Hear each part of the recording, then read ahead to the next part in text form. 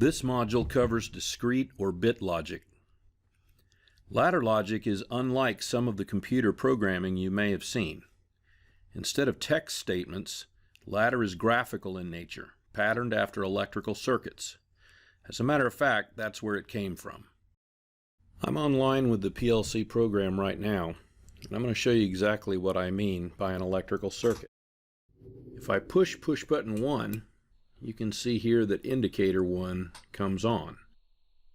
The left side or left rail is considered to be the hot or active voltage, and the right side or right rail can be thought of as neutral or 0 volts. With the button or switch in the off state, no current flows through it and the light is off.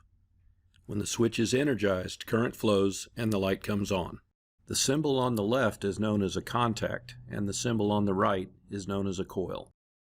Contacts can be entered in two different states. Notice that in the second rung the indicator light is already on even though I'm not pressing the button. When I press the button, the light goes off, opening the contact for push button 1. I let go of it and the light comes back on. The names of these different types of contacts are normally open, also known as an examine if closed, normally closed, which is also known as an examine if open, and an OTE, which is also just known as a coil. The XIC, XIO, and OTE are known as ASCII mnemonics, and these are shortcuts to type in instructions in Allen Bradley. Another type of coil is the latching coil. These are used in pairs with one signal latching the output on and another latching it off. When I push button 2, the signal stays on even when I let go of the push button. When I push button 3, the signal goes off after I let go of the push button.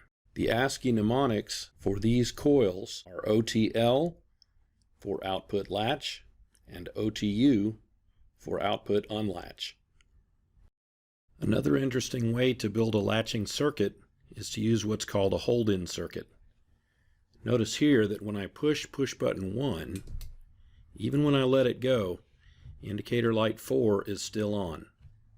When I push button 4, it opens up the circuit and indicator light 4 is off. Down here, indicator light 4 is used as a hold-in contact. That's right. Outputs can be used as contacts. You never want to use an output coil in two different places in the program, but you can use the contacts off of the coil in as many places as you'd like.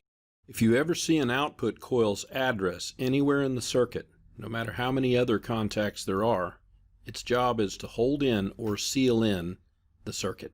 The hold-in circuit operates just like the latching circuit right above it.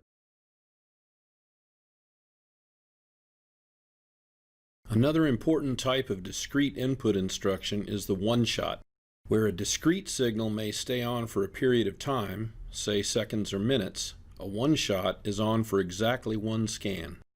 One-shots can be triggered at the leading or trailing edge of a signal and must be assigned an address.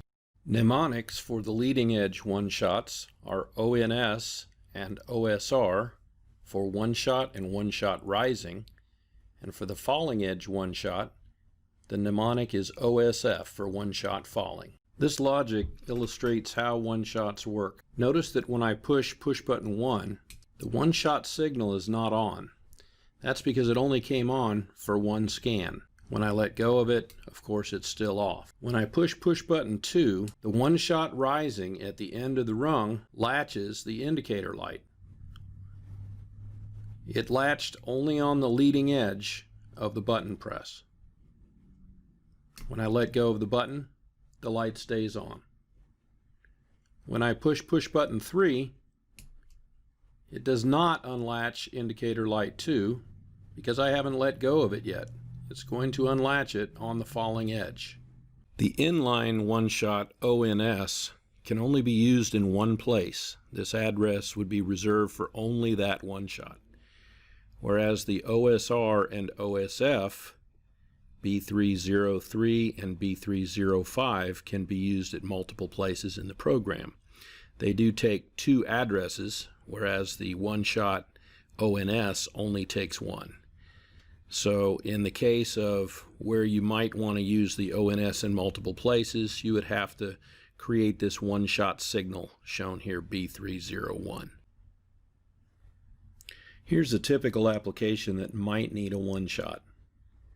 In this case, if I push button 1, I get a run motor signal, and you notice that the motor is running.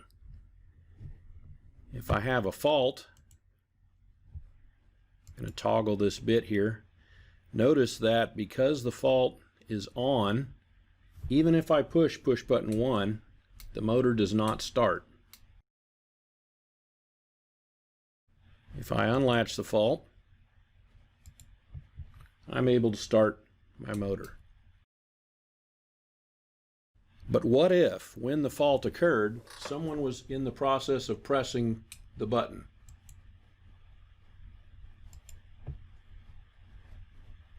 If the fault went away,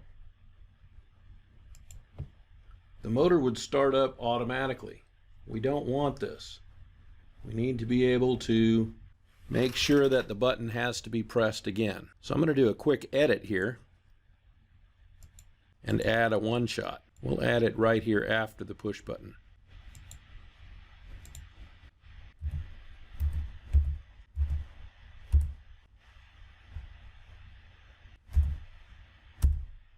This is the same one-shot we used before. I'm going to accept the edits, test the edits, and assemble the edits. This is a method of online editing. So now if I stop the motor and restart it, even if I'm pressing the button, if a fault occurs, the motor stops, the fault goes away, and the motor does not restart. The button has to be pressed again. So this is a typical use for a one-shot. One-shots are often used with latches. And that's going to end the module on discrete logic. Thank you.